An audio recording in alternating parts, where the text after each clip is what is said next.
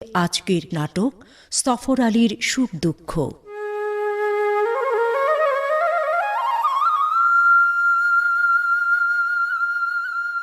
রচনা নাসরিন মুস্তফা, প্রযোজনা ম হামিদ।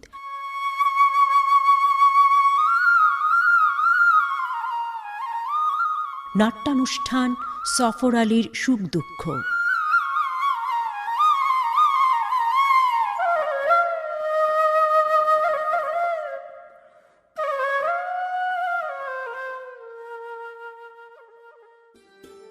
মঞ্চ নাটক আর টিভি নাটক কিন্তু এক নয় আকাশ, এটা মানো তো? জি শফিক ভাই, কি নাম এই নাটকের? সফর আলীর সুখ দুঃখ। মঞ্চ নাটক সফর আলীর সুখ দুঃখ, তার মানে সফর আলী নামে একটি চরিত্র থাকছে? শুধু চরিত্র না, সফর আলী প্রধান চরিত্র। সফর আলী নামের একজন মানুষ, তার সুখ আর দুঃখ, এই তো? সরল হিসেব করে ফেললে হে, সফর আলী নামের একজন মানুষ, তার সুখ দুঃখ। শোনো, সফর আলী 1971 সালে দেশকে স্বাধীনতা এনে দিতে মরণপণ যুদ্ধে ঝাঁপিয়ে পড়েছিলেন। কেননা তার নেতা জাতির পিতা বঙ্গবন্ধু শেখ মুজিবুর রহমান নির্দেশ দিয়েছিলেন, যার যা কিছু আছে তাই নিয়ে শত্রুর মোকাবেলা করতে হবে। সেই নির্দেশনায় বাঙালিরা দেশ স্বাধীন করতে পেরেছিল। সফর আলী নামের সেই তরুণ মুক্তিযোদ্ধা এখন বয়সের ভারে নুজো। তার এই সময়টাকে ফুটিয়ে তুলতে হবে। খুব চ্যালেঞ্জিং কাজ, পারবে তো? আপনার কথা শুনে তো ভয় পেয়ে যাচ্ছি শফিক ভাই। তুমি হাসছো কেন? জনপ্রিয় অভিনেতা হয়ে গেছে বলে ভাবছো দাঁড়ালেই অভিনয় হয়ে যায়? সরি শফিক ভাই, আমি এমনি বলেছি। আকাশ, আমি কিন্তু স্ক্রিপ্টটা পড়েছি। সফর আলীর তরুণ বয়সের সাহস আর বৃদ্ধ বয়সের বাস্তবতার সাথে লড়তে থাকা ক্লান্ত মনকে ফুটিয়ে তোলা কিন্তু সত্যিই কঠিন হবে বলে আমার মনে হয়েছে। মেঘনা ঠিকই বলেছে। এরকম চরিত্রে এর আগে তুমি কখনো কাজ করনি। প্রতিদিন টিভিতে তোমার মুখ দেখা যায় বলে যদি ভাবো অভিনেতা হিসেবে তুমি শতভাগ সার্থক, আর কিছু দেখানোর নেই, চ্যালেঞ্জ নেওয়ারও কিছু নেই, তবে ভুল করবে। আপনি আমার ব্যাপারে দিনকে দিন সেন্সিটিভ হয়ে যাচ্ছেন শফিক ভাই, আশ্চর্য। কেননা আমি মনে করি তুমি তোমার প্রতিভার সদ্ব্যবহার করছো না। মঞ্চ অভিনয় শেখার জায়গা, অভিনয় দেখানোর জায়গা, অথচ এই মঞ্চকেই তুমি অবহেলা করছো। কেননা তোমার ব্যস্ত শিডিউলে মঞ্চ আর জায়গা পায় না, তাই না? কিন্তু শফিক ভাই। আর কথা বাড়িও না তো। শফিক ভাই কিন্তু প্রায়ই তোমাকে নিয়ে আফসোস করেন। আফসোস? আমাকে নিয়ে? কেন? তোমাকে নিয়ে কি আফসোসও করতে পারবো না? বলা যায় তোমাকে নিজের হাতে তৈরি করেছি। কত আশা ছিল তোমাকে নিয়ে, বাংলাদেশের শম্ভু মিত্র হবে তুমি, সেই স্বপ্ন দেখতাম। সস্তা জনপ্রিয়তার মোহে পড়ে মঞ্চকে ভুলে গেছো। কি ঘোড়ার ডিম করছো তুমি আজকাল? হিরো রোল করছো, কিন্তু সেই একই জিনিস, খারাপ বড়ি থোর আর থোর বড়ি খারাপ। অতৃপ্তি আমারও আছে শফিক ভাই, ভীষণ আছে, কিন্তু তেমন সুযোগ পাচ্ছি কই। ঠিক এই কথাটাই তোমাকে আমি শোনাতে চাই। অতৃপ্তি, অভিনয়ের অতৃপ্তি তোমাকে তাড়িত করুক, চ্যালেঞ্জ নিতে, এটাই আমি চাই। আকাশ, এই সুযোগটাকে তুমি কাজে লাগাও। একজন বৃদ্ধ মুক্তিযোদ্ধা। সরি মেঘলা, মুক্তিযোদ্ধারা কখনো বৃদ্ধ হন না, তারা চিরতরুণ। আমি সত্যি সরি।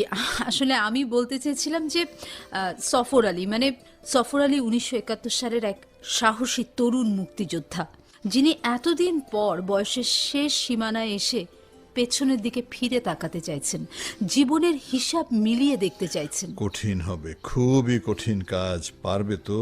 কিন্তু আসলে আসলে আসলে কি? মঞ্চ নাটক বলে তুমি আগ্রহ বোধ করছো না, তাই না? না না, please try to understand me. Tight schedule, লোভনীয় সব অফার, একটু কাটছাট করতে গেলেই ক্যারিয়ারের ইঁদুর দৌড়ে তুমি পিছিয়ে পড়বে। অখ্যাত এক নাট্য দলের কঠিন চরিত্রে ডুব দেওয়ার সময় তোমার আছে? অখ্যাত এই নাট্য দলেই তো অভিনয়ের হাতে খড়ি হয়েছে আমার। এখন আর সে কথা মনে করে লাভ কি? মঞ্চ নাটক কয়জন দেখে? ধরে নিলাম চরিত্রটা তুমি সত্যিই পারবে ফুটিয়ে তুলতে, কিন্তু তাতে লাভ কি? গোটা বিশেক হাততালি তোমার গ্ল্যামারে অভ্যস্ত মনটাকে তৃপ্ত করতে পারবে না, তাই না? শফিক ভাই প্লিজ আমাকে ভুল বুঝবেন না। না না, ঠিক আছে। আসলে আমার সবসময় মনে হয় তোমার ক্ষমতা আছে, কেউ তোমাকে কাজে লাগাতে পারছে না বা চাইছে না ব্যবসায়িক নিরাপত্তার খাতিরে। মনে হয়েছিল মঞ্চ যেহেতু অভিনয়ের আসল ক্ষেত্র। নাটকটা আমি করব শফিক ভাই। সত্যিই করবে? আকাশ, তুমি কি সত্যি সফর আলীর চরিত্রে অভিনয় করবে? করব। আমার মুখ চেয়ে বলছো না তো? না, আমি আমার মুখ চেয়ে বলছি, আমার মন থেকে বলছি, সত্যি বলছি শফিক ভাই। অভিনয়ের অতৃপ্তি আমাকে কষ্ট দেয়, কেননা আপনি আমার ভেতর অভিনয়ের খিদে তৈরি করে দিয়েছিলেন। এরপর জীবনের বাস্তবতায় মঞ্চ থেকে অভিনয় থেকে সরে গেছি। একঘেয়ে সংলাপ বলতে বলতে একই রকমের চরিত্র অভিনয় করতে করতে আমি আসলে গভীরে ডুব দিতে ভুলে গিয়েছিলাম। আপনি আমাকে আবারও জাগিয়ে দিয়েছেন। আর মেঘনা, তোমার চোখে আমি আবারও দেখতে পাচ্ছি আমাদের সেই প্রথম দিককার মঞ্চের দিনগুলো। তাজা বাতাসের জন্যে জেগে উঠেছে লোভ। আমি বোঝাতে পারছি না আসলে। খুব বোঝাতে পারছো। ইঁদুর দৌড়ে হাঁপিয়ে ওঠা মনটাকে বিশ্রাম দিতে চাও, তাই না? ঠিক তাই। তাহলে আকাশ? না, আকাশ নয়, সফর আলী। শফিক ভাই, আমি সফর আলী। তুমি সফর আলী। আর মেঘনা, তুমি হচ্ছে সুফিয়া। সুফিয়া মানে সফর আলীর স্ত্রী সুফিয়া? নাও, স্ক্রিপ্টের এই অংশটায় মন দাও, ভালো করে বুঝে নাও সিকোয়েন্স। জীবনের শেষ প্রান্তে এসে পড়া সফর আলী আর সুফিয়া আজ দুজন মুখোমুখি। কেউ যেন কাউকে চিনতে পারে না, একজনের কাছে খুব অচেনা লাগে আরেকজনকে। খেয়াল করো, মঞ্চের ঠিক মাঝখানে দাঁড়ানো আছে সুফিয়া। তাকিয়ে আছেন দর্শকদের দিকে। সফর আলী লাঠিতে ভর দিয়ে কাঁপতে কাঁপতে এসে দাঁড়াবেন সুফিয়ার সামনে। তার চোখে আগুন, কণ্ঠে হতাশা আর অবিশ্বাস। যাও, নিজের অবস্থানে যাও সুফিয়া। সফর আলী, এগিয়ে এসো সুফিয়ার কাছে, যাও। একেবারে সামনে এসে সুফিয়ার চোখে চোখ রেখে সংলাপ বলবে। মনে রেখো, শরীরের ভাষা প্রকাশ আর সংলাপ প্রক্ষেপণের সময় নিজের বয়সটাকে ভুলে পুরোপুরি বুড়ো সফর আলী আর সুফিয়া হয়ে উঠতে হবে তোমাদের। নাও, শুরু করো।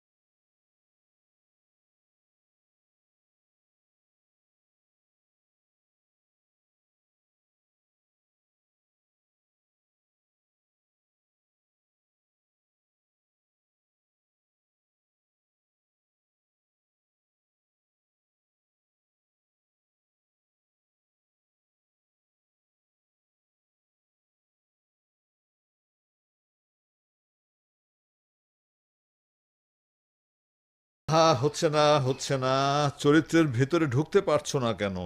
কতবার বলছি নিজের বয়সটাকে ভুলে পুরোপুরি বুড়ো সফর আলী হয়ে যাও। তার মনের অবস্থাটা তুমি ফিল করতে পারছো? বলো, পারছো? পারছি। পুরোপুরি পারছো না।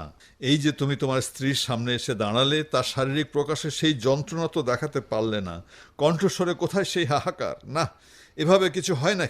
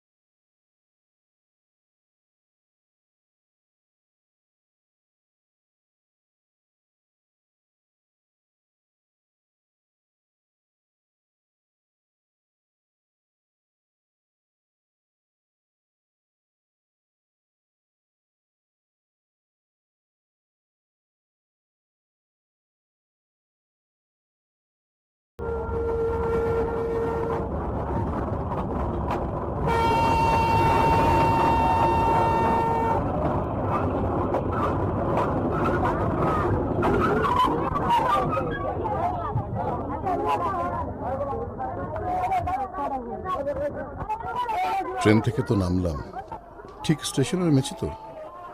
ওই যে লেখা আছে, জায়গাটার নাম রহমতপুর। যাক, ঠিক ট্রেনে এসেছি, ঠিক স্টেশনেই নেমেছি। মেঘনা তো এরকমই বলেছিল, রহমতপুর স্টেশনে নেমে ট্রেন বদলাতে হবে, পরে ট্রেনের জন্য অপেক্ষা করতে হবে। যাই, রেল স্টেশনের ওয়েটিং রুমে বসে স্ক্রিপ্টে চোখ বোলাই। সফর আলীর সাথে ভাব বিনিময় হয়ে যাক এই ফাঁকে। বাহ, ফাঁকা ওয়েটিং রুম, নিরিবিলি পরিবেশে সফর আলীর দেখা না দিয়ে পারবেন কি? দেখা যাক। এইখানটায় বসে কাঁধের ব্যাগটা পাশে রেখে নি, ব্যাগ থেকে স্ক্রিপ্টটা বের করি। এই যে এই জায়গাটা, সফর আলী মুক্তিযুদ্ধে যাওয়ার সিদ্ধান্ত গ্রহণ করেছেন, তার মানে এটা 1971 সাল। সফর আলী বয়সে তরুণ, কেবল বিয়ে করেছেন। স্ত্রী সুফিয়াকে যুদ্ধে যাওয়ার সিদ্ধান্ত জানাচ্ছেন। গ্রামের তরুণী বধূ সুফিয়া কাঁদছেন, স্বামীকে হারানোর ভয় তার মনে, কিন্তু সফর আলীর কাছে সবার চেয়ে দেশ বড়। সফর আলী সুফিয়াকে বলছেন, সুফিয়া কান্দিস না, এই দুর্যোগের সময় আমি ঘরে থাকতে পারব না, আমার যাইতেই হইব, তুই আমার হাসি মুখে বিদায় দিব, বিদায় দে। না, হচ্ছে না, হচ্ছে না। তরুণ মুক্তিযোদ্ধা সব পিছুটা এড়িয়ে যুদ্ধে ঝাঁপিয়ে পড়ার আগ্রহে টকবক করছেন। সফর আলীও তাই করেছেন, কিন্তু তিনি তাহলে কতখানি মরিয়া হয়ে কথাগুলো বলেছিলেন তার স্ত্রীকে, বুঝতে হবে।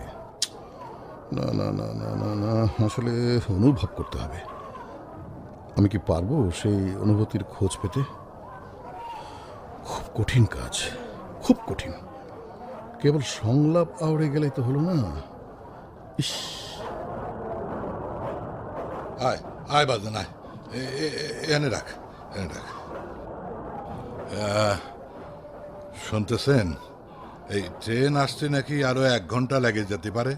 আমাকে বলছেন? হয় বাপ হয়, আপনারই করছি। এই ট্রেনেই তো যাবেন নাকি? আরো 1 ঘন্টা লাগবে মনে হয় না? 1 ঘন্টা? উফ, এর কোনো মানে হয় বলুন? না, কোনো মানে হয় না। যন্ত্রণার বাধা রুটিন। 1 ঘন্টার মামলা বলে মনে হচ্ছে না আব্বা। আমি নিশ্চিত আরও সময় লাগবে। এ কি, আমার পাশেই বসলেন বৃদ্ধ, পায়ের কাছে ব্যাগটা নামিয়ে রেখে আয়েশ করে বসলেন। দেখে তো মনে হচ্ছে চুপ থাকবেন না, কথা বলবেন এবং সব কথা শুনিয়ে তবে ছাড়বেন। নিরিবিলি পরিবেশে সফর আলী হয়ে ওঠার চেষ্টায় আমি কোনো সাফল্য দেখতে পাচ্ছি না। তবু হাল ছাড়া ঠিক হবে না, স্ক্রিপ্টটা পড়তে থাকি, দেখি না কি হয়। রতন, ও বাপ, একটু খোঁজ খবর নিয়ে দেখ না বাপ। এই যে এই মানুষটারা তো এই ট্রেনেই যাবেন, তারা তো জানা দরকার আমি ঠিক করছি কিনা। কোন আপনি? যে আমাকে বলছেন না? হয় বাপ হয়, আপনারই করছি। আপনি যেহেতু এই ট্রেনে যাবেন, আপনার তো জানা অবশ্যই দরকার ট্রেন কি 1 ঘন্টার মধ্যে আসবে না আরো দেরি করে আসবে, কেন দেরি হবে, এইসব ইত্যাদি ইত্যাদি ইত্যাদি। আব্বা থামো, আসতে না আসতে কথা শুরু করলে। দেখছো না উনি পড়ছেন, কি দরকার এত কথা বলার? তুমি বরং চুপ করে বসো, আমি স্টেশন মাস্টারের সাথে কথা বলে আসি, কেমন? আমার সাউলের কাণ্ড দেখেছেন, অন অন করে সুর দিল। যাওয়ার আগে কি যে কয়ে গেল, আমি কথা শুরু করেছি। তা তো করেছি, মানুষের সাথেই তো মানুষের কথা শুরু হয়, এতে আশ্চর্য হওয়ার কি আছে? মানুষের সাথে মানুষের কথা শুরু হয়, মানুষ চা খাতে খাতে কথা কয়। এই দেখেন বাপ, কতি না কতি চায়ের তেষ্টা পেয়ে গেল। ভাববেন না, চা আমার সাথেই আছে। আমার সাওয়ালটা খুব চা পাগল, ওর জন্যই ফ্লাক্স ভরে চা বানায় আনছি। হ্যাঁ, দাঁড়ান, মগে ঢাইলে দিচ্ছি আপনারে, দেখবেন 1 চুমুক দিলি কিরম মাথা খুইলে যায়। ওই দেখবেন ট্রেন আসতে দেরি হলেও খারাপ লাগবি না। নে সফর আলীর সাথে ভাব বিনিময়ের চেষ্টা বিফলে যাচ্ছে, খুব বুঝতে পারছি। কিছু কষছেন বাপ? না না, কিছুই বলছি না, বলতে চাইছি না আসলে। এই চা খান বাপ, বেশ ঠান্ডা পড়তেছে। ভালো লাগবে, খুব ভালো লাগবে। না না, আসলে আমি আরে নেন নেন, ভালো না লেগে যাবে না। এই আমি করছি, ভালো লাগবে, নেন। জি। আমার ছেলেটা খুব চাপাগল। যাত্রা পথে চায়ের টেস্টটা লাগবে বলে ফ্লাক্স ভরিয়ে এই নিজের হাতে চা বানাই দিছে। চাওয়ালটারে চা কিনে খাতে বারণ করেছি, আর কারো কাছ থেকে নীতিও বারণ করেছি। যদি কেউ কিছু মিশায় দেয়, দিনকাল তো ভালো না বাপ। আমি যে আপনার কাছ থেকে নিয়ে খাচ্ছি। তা তো নেচ্ছেন, মানে আমার কাছ থেকে, মানে আমি তো আমিও তো আপনার অপরিচিত মানুষ। না বাপ, আপনি আমার অপরিচিত মানুষ না। না, না, আপনি আমার বাংলাদেশের মানুষ। তাহলে কি আর অপরিচিত করতে পারি আপনারে? আপনি কন। খুব ভালো যুক্তি তো। এই তো আপনি বুঝতে পারছেন। নেন বাপ, চা খান। আমি কিন্তু ভালোই চা বানাই, খাইয়ে দেন না, দেন। তারপর আমারে কন চাটা আসলে কিরাম বানাইলাম, কিরাম লাগলো আপনার। আচ্ছা ঠিক আছে। ফার্স্ট ক্লাস চা। আপনার ভালো লেগেছে জাইনে খুব আনন্দ পেলাম বাপ। আমার বাংলাদেশের মানুষ আপনি। আচ্ছা, কোথায় যাচ্ছেন বাপ? আমি হতাশ হচ্ছি স্ক্রিপ্ট পড়তে পারছি না বলে, আবার এই বৃদ্ধকে এড়াতেও পারছি না। এক হাতে স্ক্রিপ্ট নিয়ে পড়তে পড়তে চায়ে চুমুক দিতে দিতে কথা বলছি, আসলে তাল মিলাচ্ছি। তেমন কোথাও না, ছুটিপুর বলে একটা জায়গা। ছুটিপুর? জি। নিজের বাড়ি? না তা নয়, আমার এক বন্ধুর আত্মীয়ের বাড়ি। আমার বাড়িতে ঢাকাতে। ও, আপনি ঢাকা থেকে আসতেছেন? আপনারা কোথায় যাচ্ছেন? আমি কোথাও যাচ্ছি না বাপ, আমার সওয়াল ওই যে দেখলেন ও যাবে। এতদিন এইখানেই এক অফিসে চাকরি করত, গত মাসে বদলি করে দিছে। আরে চাকরি করলে তো বদলি হবেই, যত দূরই হোক জাতি তো হবেই। রামপুর, রামপুর হলো সেই জায়গার নাম। শুনেছি ছুটিপুর স্টেশনের আগের স্টেশন হলো রামপুর। আমি কোনোদিন যাইনি, আমার সওয়ালও যায়নি। কি জানি কেমন জায়গা। চিন্তা হচ্ছে খুব। চিন্তা যে হচ্ছে না তা কি করে বলি, বেশ চিন্তা হচ্ছে। চিন্তার কিছু নেই, নিশ্চয়ই বন জঙ্গল নয়, বাঘে খেয়ে ফেলার ভয় নেই। বাপের মন তো খালি ভাবনা হয়। অথচ দেখেন সওয়াল তো বড় হয়েছে। একটু আয়েস করে বসি, পা না তুললেই তো আয়েস হয় না। ওরে বাপরে, কি সর্বনাশ! বৃদ্ধ বেঞ্চের উপর পা তুলে আরাম করে বসলেন। গেল সফর আলী, আর বাঁচানোর উপায় নেই। এত ভাবতাম না আগে, সব বয়সের দোষ, বুঝলেন। কম দিন তো থাকলাম না দুনিয়ায়, অথচ দেখেন সেই কবে কিচ্ছু ভাবি নাই। বিকেলবেলায় মন ঠিক করলাম, সন্ধ্যায় বৌড়ে কলাম, জমিলারে কলাম যুদ্ধে যাব। কি বলছে লোকটা? আমি স্থির হয়ে তাকে বৃদ্ধের দিকে মনোযোগ দিয়ে দেখি। হ্যাঁ, জমিলা কান্দে। আমি আবার কলাম যুদ্ধে যাব। সফর আলী? আমি ওরে বোঝানোর জন্য কই, জমিলারে কান্দিস না, আমারে বাধা দিস না, দেশের বিপদ, আর আমি তোর আসলে বান্ধা থাকবো। তারপর? সে আমি পারবো না, দেশ দেশ আমারে ডাকতেছে। তারপর? তারপর রাত্রিরে আমি ঘর ছাড়লাম। তারপর? তারপর জমিলার কোলে আমানুল্লাহ কেবল হামাগুড়ি দেয়। আমার মায়া রত্না, রত্নার বয়স 6 বছর। মায়াটা আমার গলা ঝরাইয়া ধরিয়া কত বাবজান বাবজান বাবজান বাবজান কইতো, কইতো আমি আপনার কি হই। আমি ওরে আদর দিয়ে কথাম, তুমি তুমি আমার আম্মা হও। মায়াটা আমার বুকের মধ্যে জড়সড় হয়ে ঘুমাতো রাত্রির বেলা। হায় আল্লাহ! ওরে বুকের থেকে আলগোসে সরাই দিলাম। মায়াটা নইরে উঠল। আমি ওর কপালে চুমু খায়ে কলাম, দেশও আমার আম্মা, তোমারে রক্ষার জন্য তার।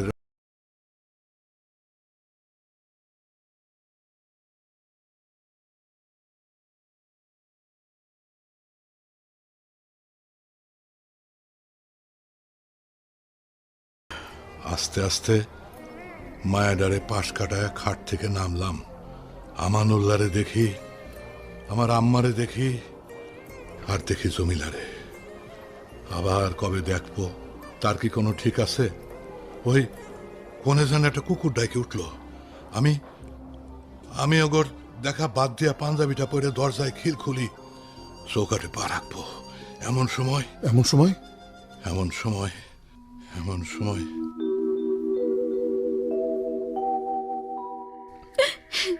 আস্তে, এত কামদার কি হলো? আমি তো তোর কাছে ফিরে আসবো রে পাগলি। তুই হলেই আমার মনের মানুষ, আমার পঙ্খী। আস্তে কন, সোনারা জায়গা যাইব। সর, আমার আটকাস নে। না, আমি আপনারা জাতি দেব না। ওই সাদ আমাদের কত ভালোবাসার রাত্রির সাক্ষী। আজ ওর দিকে চায়ে তুই আমার হাসি মুখে বিদায় দে রে বউ। কান্দিস না, চিঠি দেব, সুযোগ পালেই আইসে দেখে যাব। স্যার, এরম অবসের মতো করলে কি চলে? তুই শুনিসনি বাতাবি নদীর ওই পারে মিলিটারি আইসে গেছে, ব্রিজ দিয়ে নদী পার হয়ে চলে আসবে এদিকে, তখন কারোর বাসায় রাখবে না। আমানুল্লাহ, রত্না, আমাদের সোনা মার্গের বাঁচাতে হবে না? যে করে হোক ওগো ওগো ঠেকাতে হবে। তুই সারা মারে।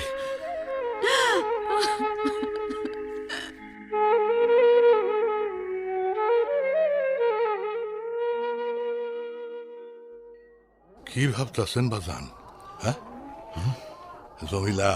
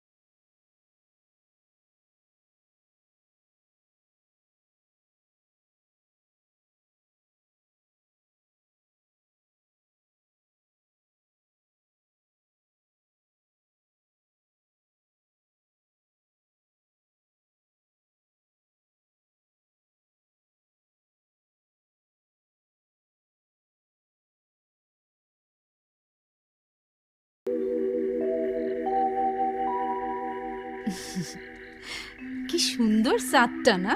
হ্যাঁ, পূর্ণিমার চাঁদ, তাই তো তোমারে এখানে নিয়ে এলাম। ভালো করছো, আজকের রাতটা কিন্তু খুব সুন্দর।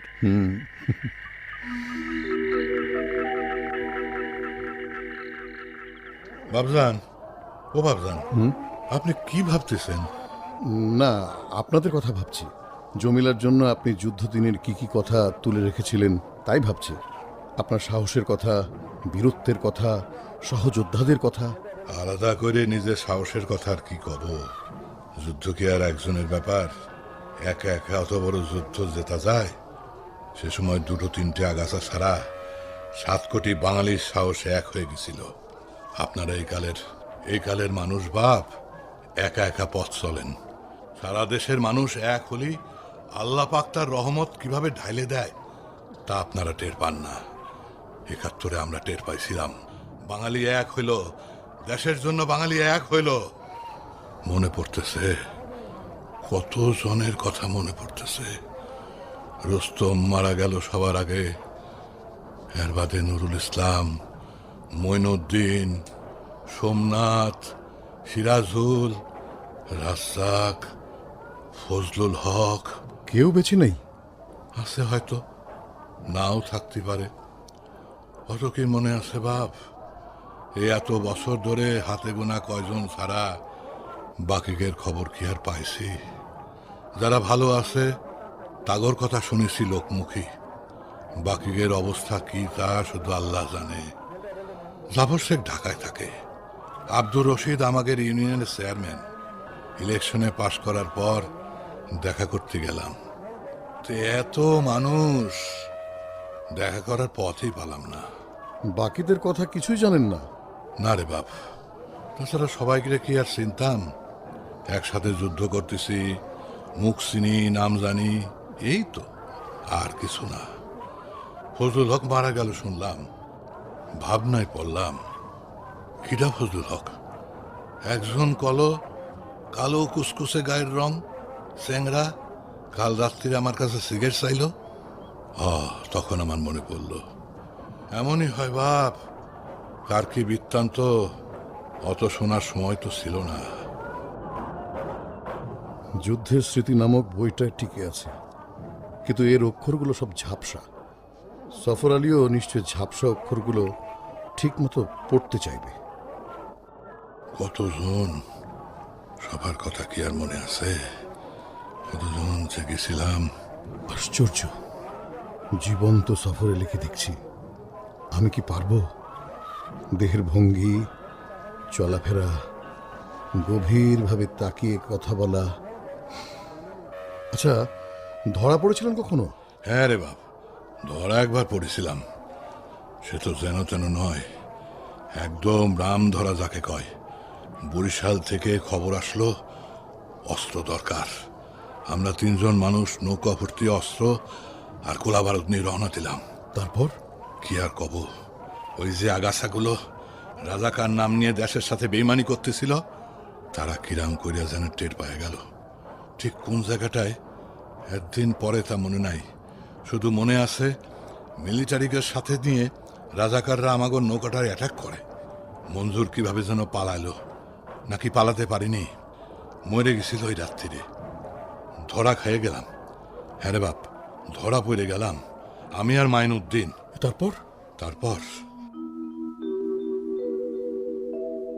বন্দি মুক্তিযোদ্ধাদেরকে কয়েকটা লাইনে দাঁড় করে রেখেছে পাকিস্তানি সৈন্যরা।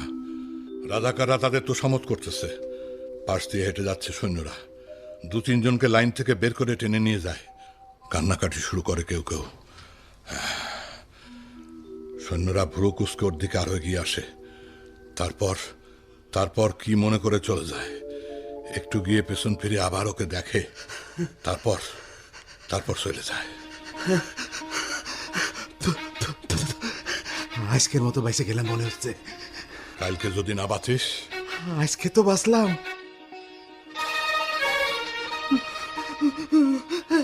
ও ভাই, ভাই রে, আমারে বাঁচা রে ভাই, বাঁচা, আমারে বাঁচা সবর। তুই আমার মায়ের পেটের ভাই, তুই বাঁচা আমারে। ছাড়ো, क्या भक्ति है?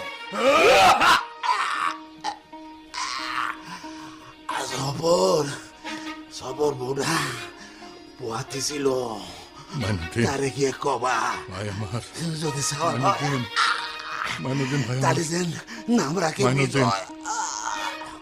আর মায়া হলে মাইনুদ্দিন, মুক্তি। মাইনুদ্দিন। মাইনুদ্দিন, আমারে আমারে মাইরা ফেল হারামির বাচ্চা, আমারে কেন মারিস নে? ও আল্লাহ, আল্লাহ রে, আমারে কেন মারিস নে? হায় রে মাইনুদ্দিন, মাইনুদ্দিন রে, মাইনুদ্দিন।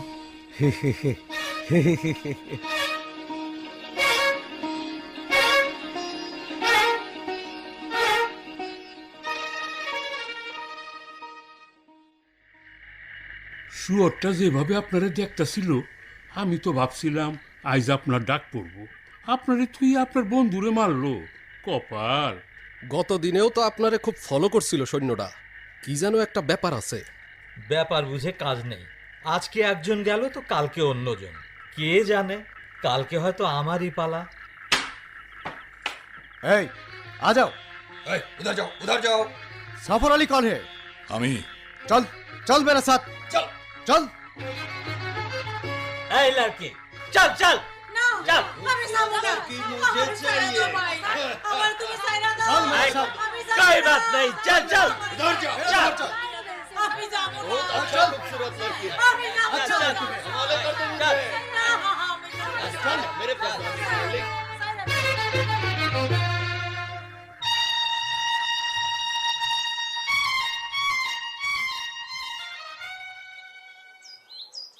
তোর মুক্তির একটা ব্যবস্থা কইরে আনিছি, সব গুবলেট কইরে দিস নে বাইডি। তুমি কিডা? তুই আমারে চিনতে পারতেছিস নে? আরে আমি হাসান, এই যে একসাথে ডাঙ্গুলি খেলতাম, একবার মধুপুরে যাত্রা দেখতে যাইয়ে দুজনে যে বল তার কামড় খাইলাম, তুই আমারে চিনিস নি? তা আমি বিশ্বাস করতে পারতেছি রে। তুমি যে বেঈমান রাজাকার হয়ে গেছো তা সত্যি আমি বিশ্বাস করতে পারতেছি না। ইস, এ কি করছিস? কি করছিলে কও? যদি বাঁচতে চাও তাহলে হুজুরের সব কথাতেই সায় দিয়ে যাবা, কথা কম কবা, বুঝছাও? कौन है? सफर अली। सफर अली कौन है? এই, আমার দোস্ত মানুষ হাইসকো হুজুর, এর কথাই আপনাকে যে বয়ান করিলাম। হ্যাঁ, সাচ্চা আদমি, এই সাচ্চা পাকিস্তানি হাইসকো। ওই শয়তান বজ্জাত বেধর্মীরা ষড়যন্ত্র করে মুক্তি বলে চালান করে দিছে হুজুর।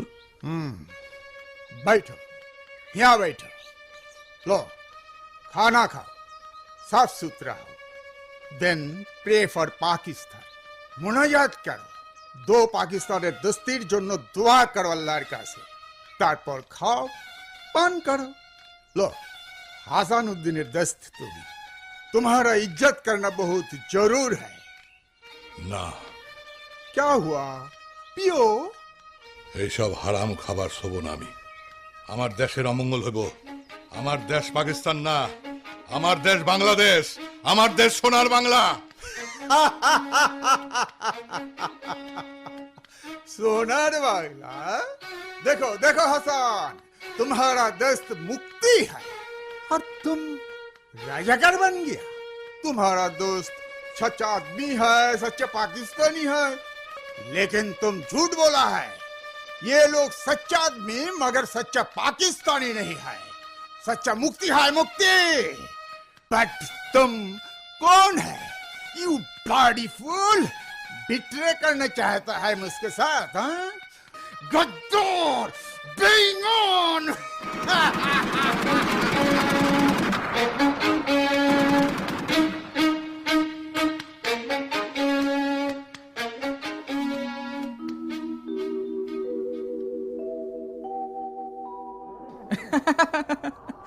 আমি কথা দিচ্ছি আব্বা, ট্রেনে কিচ্ছু খাবো না, কিন্তু এখানে খেতে তো মানা নেই।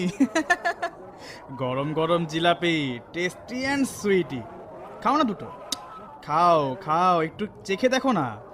ভাই আপনিও নেন, এখানকার মিষ্টির কিন্তু বেশ সুনাম আছে। ছেলেকে এত আগলে রাখেন? হ্যাঁ বাবজান, দূরের যাত্রা, ট্রেনের মধ্যে যদি অসুস্থ হয়ে পড়ে, যদি রামপুরে গিয়ে কিছু হয়, তখন কিডা দেখবেন এখন? সারাক্ষণ নানা রকমের যদির ভয়ে অস্থির হয়ে থাকে আমার বাপজান। স্নেহের বন্ধনে আমি আষ্টে পৃষ্ঠে বাধা পড়েছি রে ভাই। আমি মরে গেলে মুক্তি পাবি, তার আগ পর্যন্ত তোকে সহ্য করতেই হবি বাপ। আব্বা, এসব কথা বলতে তোমাকে মানা করিনি। আচ্ছা বলো, তুমি আমার কথা শোনো যে আমি তোমার কথা শুনবো? আপনার মা নিশ্চয়ই মজা পান আপনাদের কাণ্ড দেখে। আর আপনার বোনটি রত্না বিয়ে হয়ে গেছে নিশ্চয়ই? আপনাকে ছেড়ে থাকতে পারে তো? রত্না, এই পৃথিবীতে আমার যেমন আব্বা ছাড়া কেউ নেই, তেমনি আব্বারও আমি ছাড়া কেউ নেই। উফ, ট্রেনটা এখন এলো না, এর কোনো মানে হয় না। জমিলা, জমিলার সাথে কি আর আপনার দেখা হয়নি? কি করলেন? জমিলা? জমিলার আর কোনো খবর, চিঠি? জমিলার চিঠি পাওয়া আমার ভাগ্যে ছিল না বাপ। গুলি খাইয়া নদীর পানির সাথে ভেসে গেলাম। কপাল ভালো, তাই ভালো মানুষেরা জ্বর আটকে যাও দেহটারে তুলে নিয়ে চিকিৎসা করলো, বেঁচে গেলাম। তখন ভাবলাম কেন বাঁচলাম, নিশ্চয়ই জমিলার সাথে দেখা হবে, তাই আল্লাহ আমারে বাঁচায় রাখছে। কিন্তু এখন বুঝি তার তামাশা দেখার জন্য সে আমারে বাঁচাইছে। হায় রে তামাশা রে, হায় রে তামাশা, হায় রে আমার জীবন। কিভাবে? ভালো হয়ে বাড়ি যাবো যাবো ভাবতেছি, তখন একদিন কার কাছ থেকে খবর পায় আমার গ্রামের এক চাচা আমার দেখতে আসলেন। তার কাছ থেকে শুনলাম সব। কি শুনলেন? আমি চলে আসার মাস দুয়েক পর রাজাকার আমার বাড়ি ঘর পোড়ায় দেয়। বাজান, এই বসে থাকতে থাকতে তো মাজায় ঝিম ধরে গেল, একটু না হাঁটলে তো আর চলতে পারতেছি না। আচ্ছা, তারপর কি হলো? ভাবতেছেন জমিলা বুঝি ময়ূরে বাঁচেছিল? না, ওরে ধৈর্য নিয়ে গেছিল। স্বাধীন দেশে হতভাগী ময়ূরে গেছে না বাইচে আছে তা আমি জানি না। কত খুঁজেছি, পাইনি, এখনো খুঁজি। মরার আগে যদি আমার পাখিটার সোনার মুখটা আমি দেখতে পারতাম। জমিলা, জমিলা রে, জমিলা। সফর আলীর সুফিয়ার ভাগ্যটা অত খারাপ নয়, স্বামী সন্তানদের নিয়ে বেঁচেই থাকবে সে। কিন্তু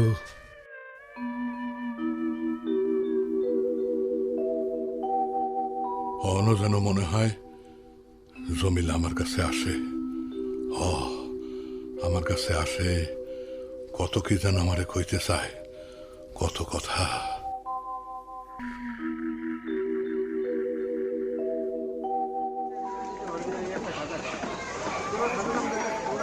আপনারে আমরা চিনতে পারছি।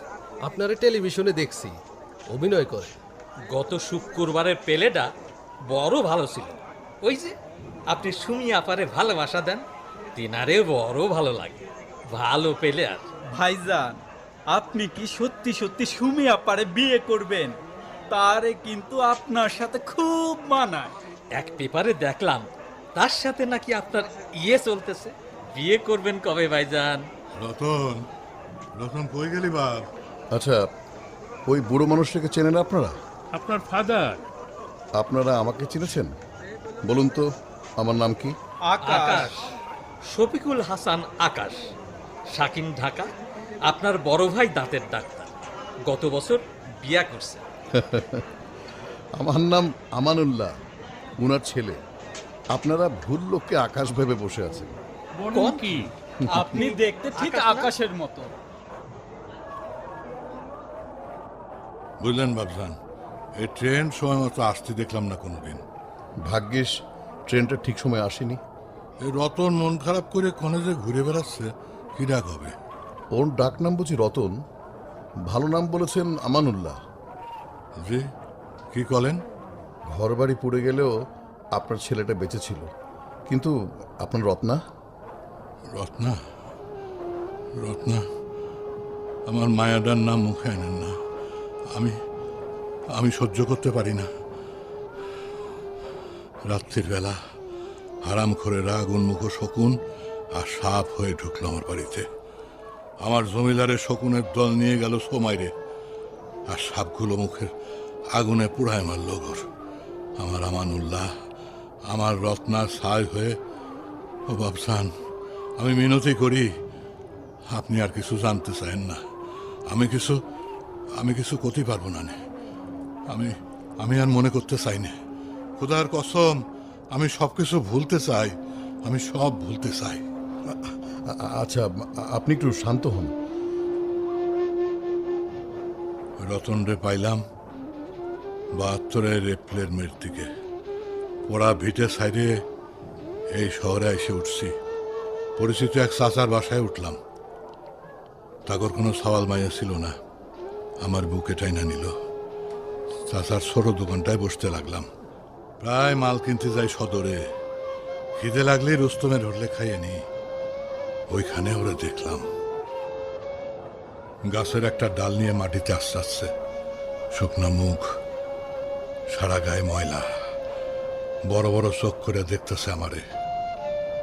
পাশে গিয়ে খাড়াইলাম, চোখ সরাইতে পারতাছি না, চেনার চেষ্টা করতেছি। আমি ওরে কিছু খাইতে দিলাম। বড় মায়া মায়া চোখ, মায়া পড়ে গেল। ছেলেটার মাথায় হাত দিয়া আদর করতে থাকলাম।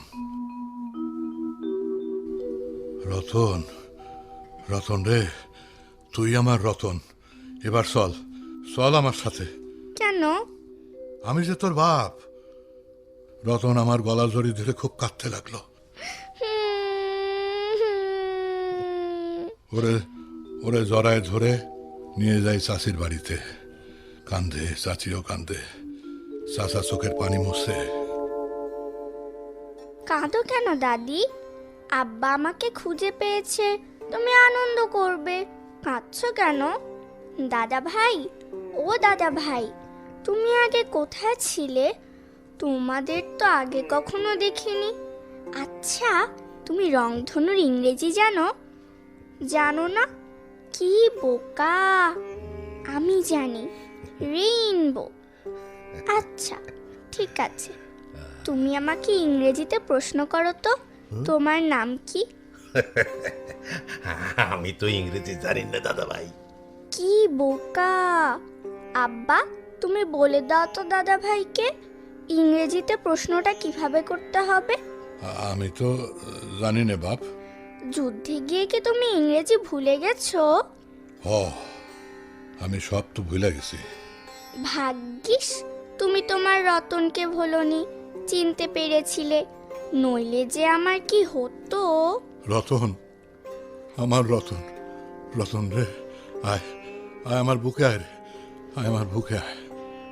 আব্বা, তোমার ওই লাল মাফলারটা কোথায়?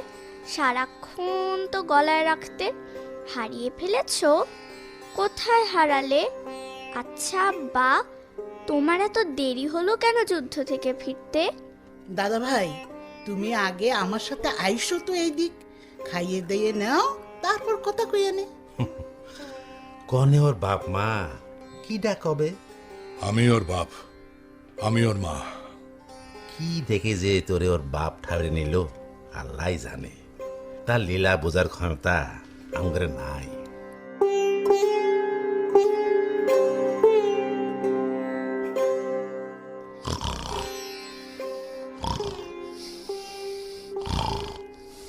গলা জড়িয়ে ধরে ঘুমিয়ে আছে রতন।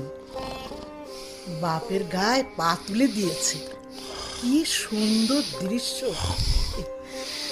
কি দেখলাম!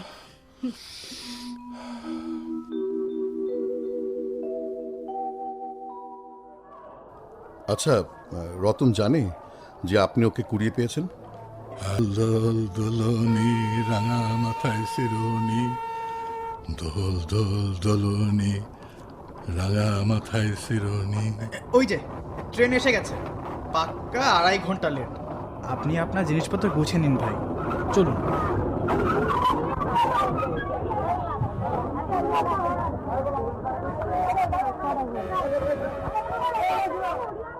আল্লাহ আপনারে হাত দারাজ করুক। ভালো থাকবেন বাপ, অনেক অনেক ভালো থাকবেন। আমার নাম শফিকুল হাসান। হ হ, শফিকুল হাসান। মনে থাকে না, মনে থাকে না বাপ কোনো কিছু। বয়স হয়েছে তো, সব কেমন যেন তালগোল পাকায় ফেলি। আমাকে মনে রাখার কোনো দরকার নেই আপনার, ক্ষতিও নেই ভুলে গেলে, কিন্তু আপনাকে মনে রাখার দায় আছে আমার। ভুলে গেলে আমারই ক্ষতি, ভীষণ ক্ষতি।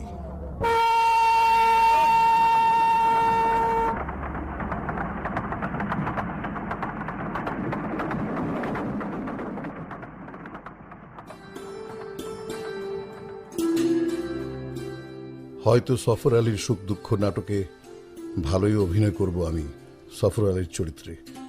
হয়তো আমার জন্যই সারা দেশের লোক চিনবে সফর আলীকে। তবুও বলি, এই বৃদ্ধের কাছে আমি অবশ্যই অচেনা থাকতে চাই। কোনো নামেই তাকে চমকিত করার স্পর্ধা আমার নেই।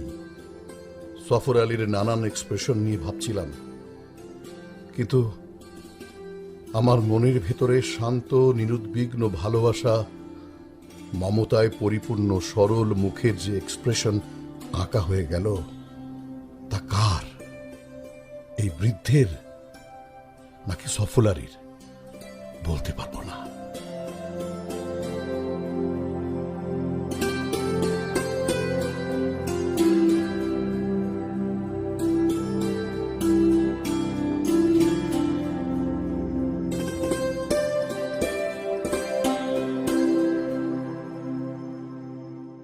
এতক্ষণ নাটক সফর আলীর সুখ দুঃখ এর অভিনয় শুনলেন।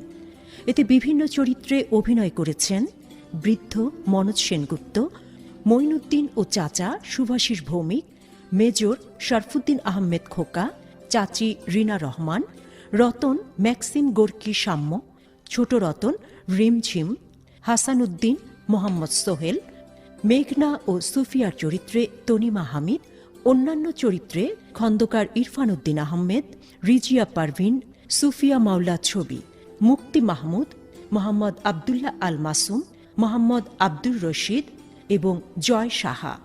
আকাশ ও সফর আলীর চরিত্রে কামাল হাসান। শব্দগ্রহণে মোহাম্মদ তাজুল ইসলাম, সম্পাদনায় মোহাম্মদ আশরাফুল ইসলাম। শফিকের চরিত্রে অভিনয় ও নাটকটি প্রযোজনা করেছেন ম হামিদ।